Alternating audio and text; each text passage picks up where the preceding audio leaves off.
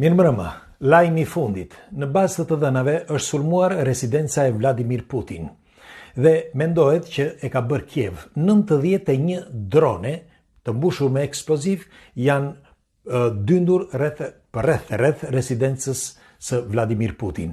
Mirëpo mendohet që shërbimet ushtarake ruse e kanë shpartalluar pra të gjithë zonën duke i shkatëruar të gjithë 91 dronet. Dhe sipas gjasave, pra të këtij ministrit të punëve të jashtme rus Lavrov, ai thotë që këto janë drone të dërguara nga Kiev. Mirëpo nga ana tjetër, Zelenski thotë që kjo është një gënjeshtër, sepse nuk ka asnjë provë që ne kemi dërguar drone të tillë për një sulm të tillë. Duhet të dini që kjo është një nga residencat e Vladimir Putin, ndonse mendohet që ka edhe residenca të tjera, por Vladimir Putin, nga ana tjetër, thotë që ne në këtë moment që kemi filluar që të gjejmë një sintezë, pra të një marrëveshje për një paqe, në këtë moment thotë më dërgojnë drone thotë drejt shtëpisime, që është le të themi e parregullt në një luftë. Megjithatë, pyetja ime është që duhet ta diskutoj me ju. Kush i dërgoi dronet në qoftë se i ka dërguar? Në qoftë se Zelenski thotë që unë nuk kam dërguar drone, ai nuk ka frikë që thotë, ma merr mendja tani, por nga ana tjetër ai thotë që është një gënjeshtër. Por duhet të dini që Lavrov, ministri i punëve të jashtme rus, nuk do ta thoshte, mendimi im, nuk do ta thoshte haptazi që janë dërguar 91 drone. Dhe të gjithë këta 91 drone me eksploziv dhe tha që me fjalën deklaratën e tij, që shumë shpejt do t'japi dhe të dhënat më të sakta për sa i përket tyre drone dhe mbetjet e tyre që kanë gjetur në vendin përbri, pra përpara se të arrinin në residencën e Vladimir Putin. Dhe tjetra është që në një situatë të tillë, që ju e dini shumë mirë që para disa muajsh Zelenski e tha haptazi që unë dëshiroj vdekjen e Putinit, por duhet të dini që para pak kohësh ish ministri ose zëvendësministri izraelian që u takua me Vladimir Putin i kërkoi një deklarat të shkruar, ndonse ai Vladimir Putin tha dhe me zë, që mos të prek pra Zelenskin, nëse do të bien paqe dhe familjen e tij.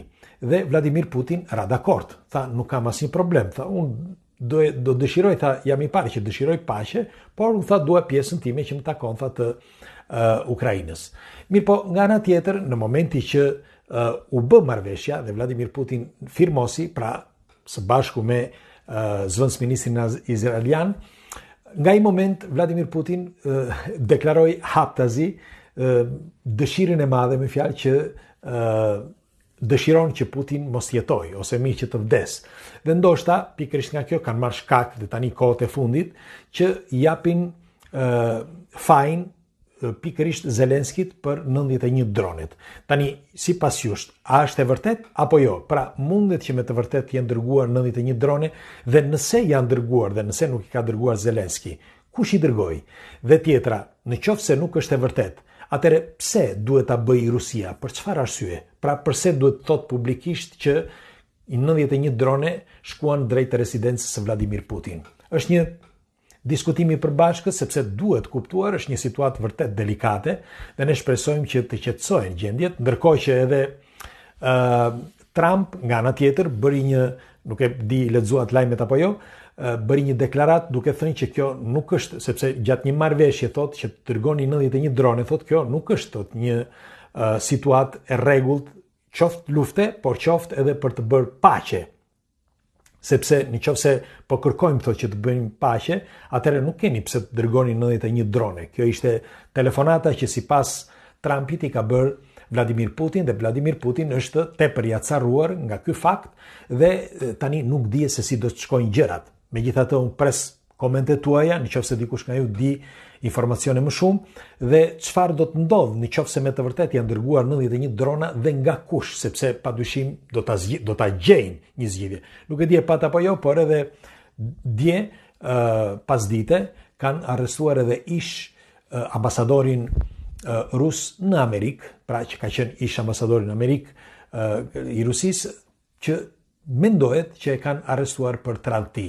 Dhe sipas gjasave, të gjitha këto janë pjesë e lojës sipas ministrit jashtëm rus, të një loje të madhe që nuk po kuptohet se nga ku vjen ose nga ku lozet kjo loj, pra sipas këtyre. Dhe megjithatë unë do dëshiroja një komentin tuaj, ta diskutojmë së bashku si thash, sepse nëse ndodh diçka, ne jemi pjesë e këtij rajoni, e kësaj lufte dhe e kësaj bote. Pres komentet tuaja. Natën e mirë.